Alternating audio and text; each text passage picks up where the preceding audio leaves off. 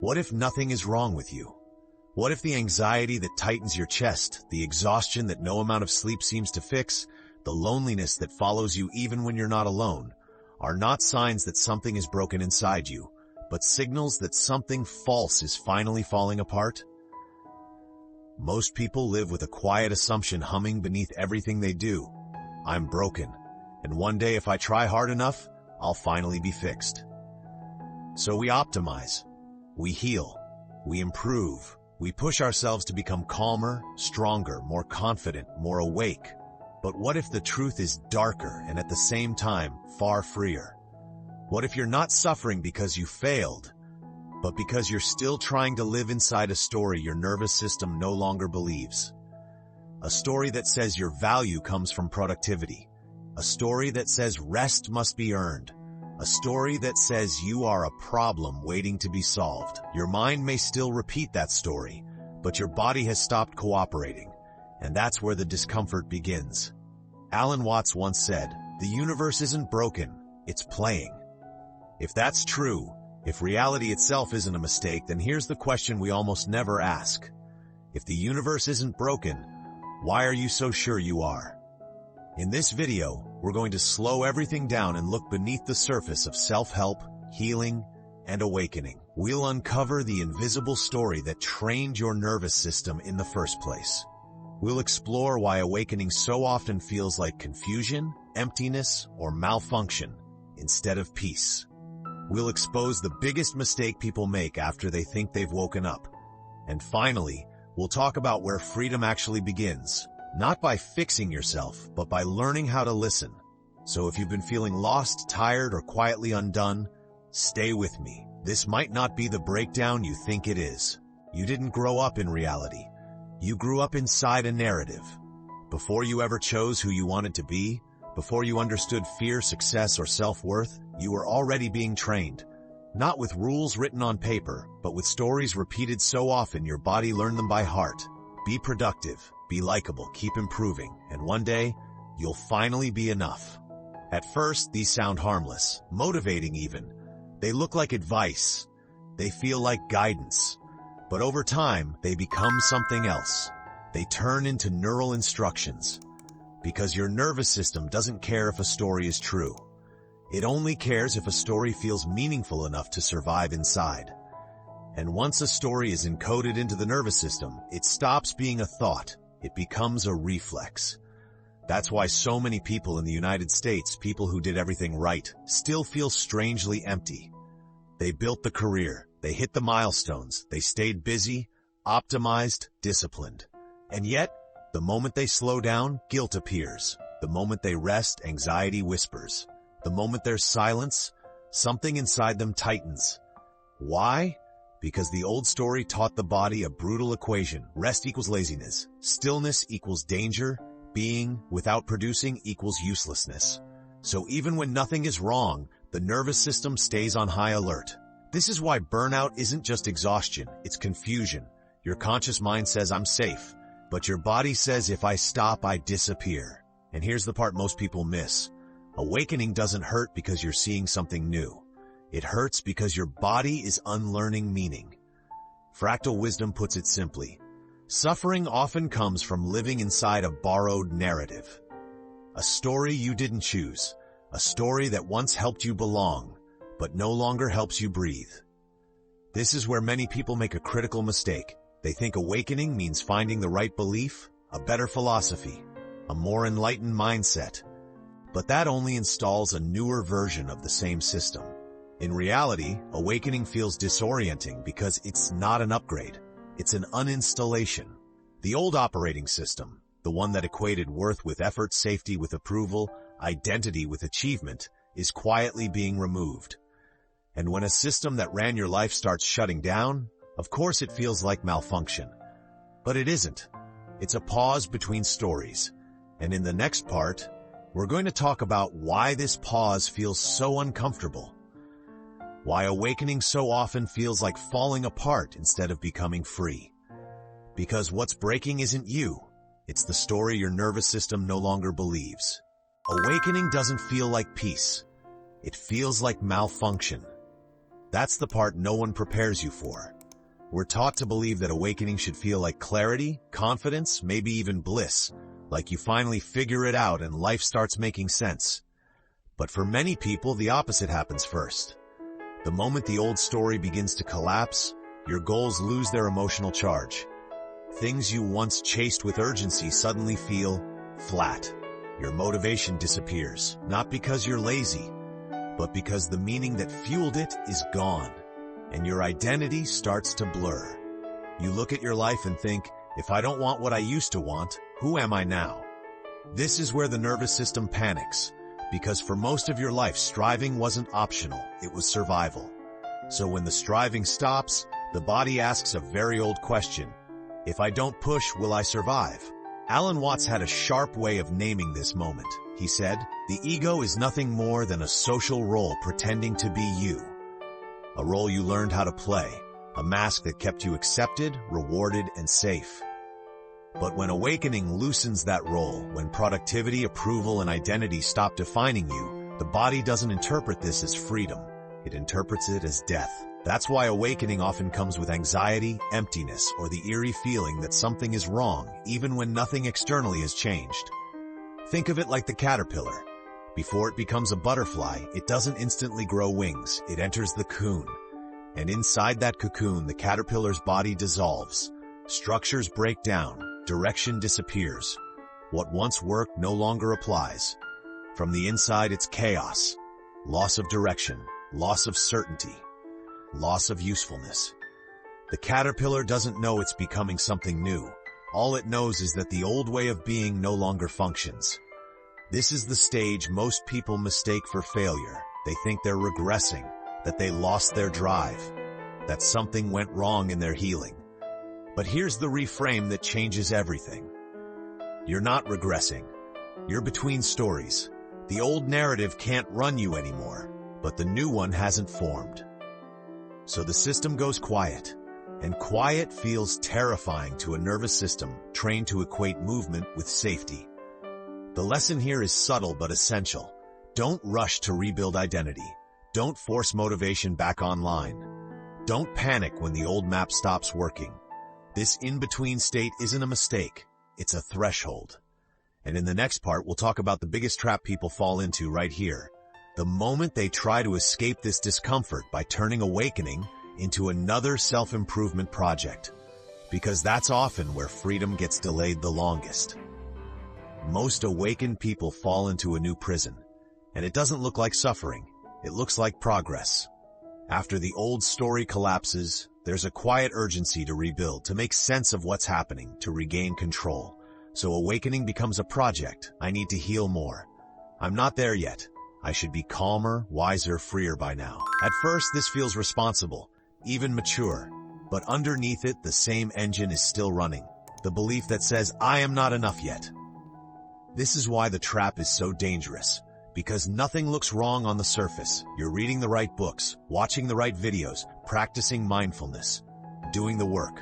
But the nervous system hasn't actually changed. Fractal wisdom captures this perfectly. The old story said, be better to be worthy. The new spiritualized story says, be awakened to be worthy. Same nervous system, different costume. In both cases, worth is postponed. Peace is conditional. And the body stays subtly tense, waiting to arrive somewhere else. You can see this clearly in people who consume endless self-help content. They're always learning, always integrating, always working on themselves. Yet they rarely feel at rest. There's constant inner monitoring. Am I present enough? Did I react from ego? Am I healed, or is this another layer? This creates a low-grade anxiety that never quite leaves. Not panic, just a quiet pressure humming in the background. Growth becomes a performance. Awakening becomes an identity, and the self that was supposed to dissolve just found a more refined mask. Here's the uncomfortable truth. If awakening requires you to become someone else, it's not awakening. Because the moment you turn awareness into an achievement, you're back inside the same structure that exhausted you before. Striving, comparison, delayed worth. The lesson here is simple, but not easy to accept. Awakening fails the moment it becomes another identity. You don't wake up as something. you wake up from something. And when that something dissolves, there's a temptation to grab onto the next role, the healed one, the conscious one, the enlightened one. But that grasping is exactly what keeps the nervous system contracted. So instead of asking, how do I become more awakened?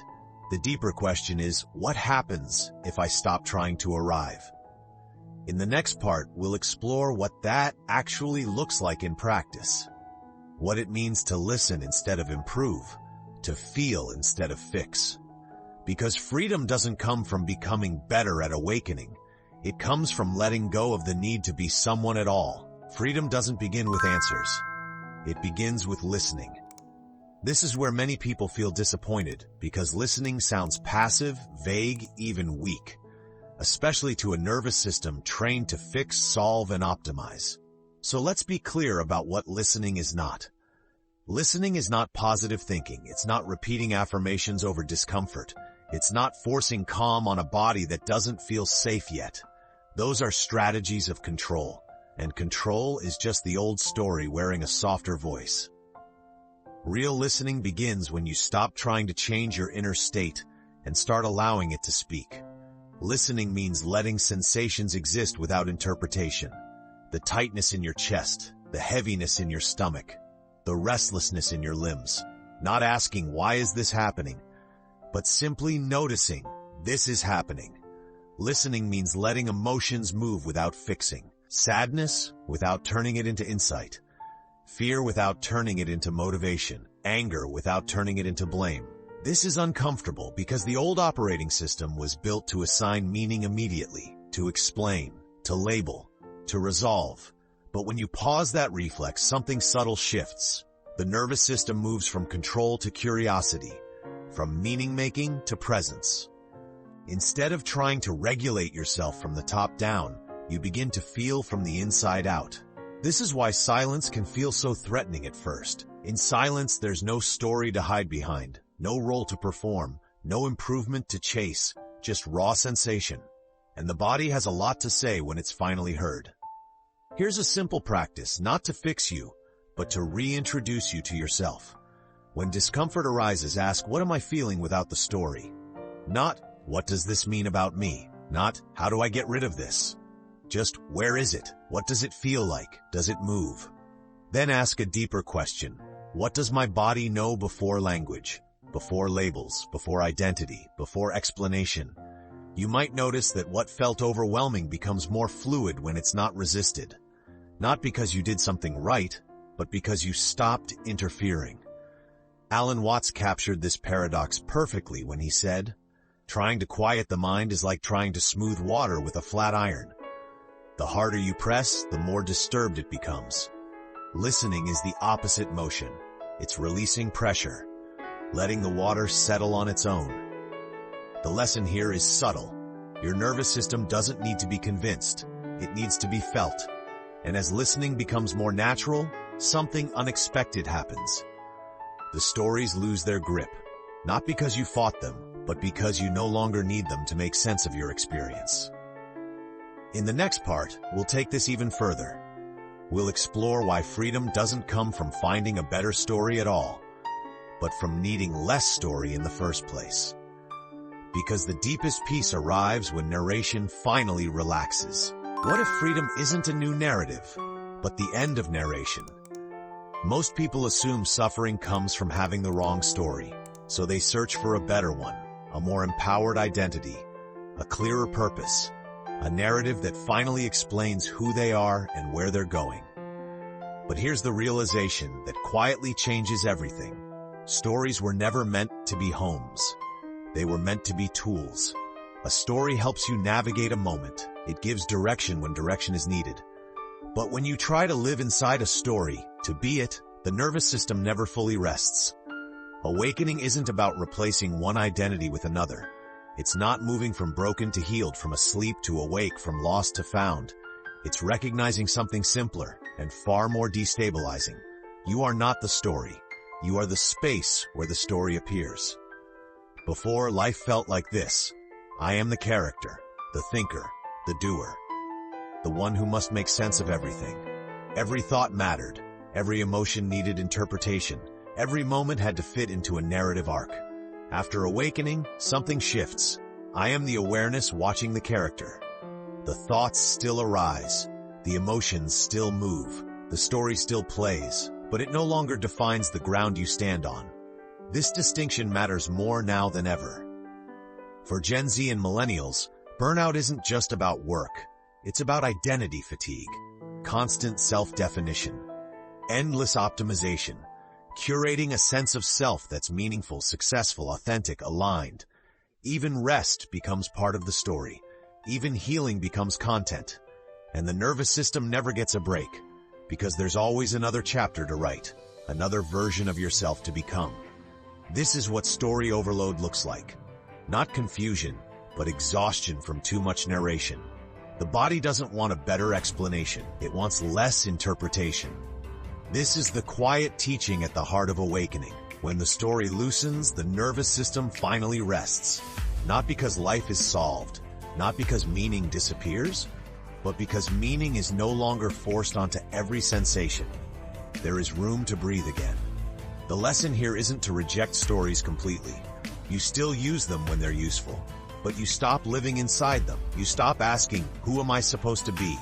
And start noticing what is happening now. And in that noticing, something settles. Not certainty, not identity, presence. In the final moments, we'll return to where we began, to the idea that nothing is wrong with you, and why freedom doesn't arrive as a breakthrough, but as a quiet recognition that you were never broken in the first place. Freedom begins the moment you stop fixing yourself and start listening. Not listening for answers, not listening for direction, just listening to what's already here. You don't need to become someone else. You don't need to heal into worthiness. You don't need to escape your humanity to be at peace with it. Because the exhaustion you feel isn't proof that you're failing. It's often proof that an old story can no longer carry you. A story that demanded constant improvement, explanation, constant becoming. So when discomfort shows up, what if it isn't a problem to solve, but a signal? A signal that the narrative you've been living inside is quietly loosening its grip, that the body no longer believes what the mind keeps repeating. And that can feel terrifying, or it can feel honest. You might notice moments of emptiness, moments where you don't know who you are or what you're supposed to want next. Let those moments breathe. They are not gaps to fill. They are spaces where something truer can finally be felt. You don't have to rush this. You don't have to label it. You don't have to turn it into insight. If this resonated, sit with it. Don't try to understand it right away. Don't turn it into another idea to master. Let it echo in your body, in the silence between thoughts, in the pauses you usually rush past, because awakening rarely arrives as a dramatic breakthrough. It arrives as a quiet recognition that nothing was ever wrong with you. You were simply living inside a story your nervous system had already outgrown. You are not broken. You are waking up from the wrong story.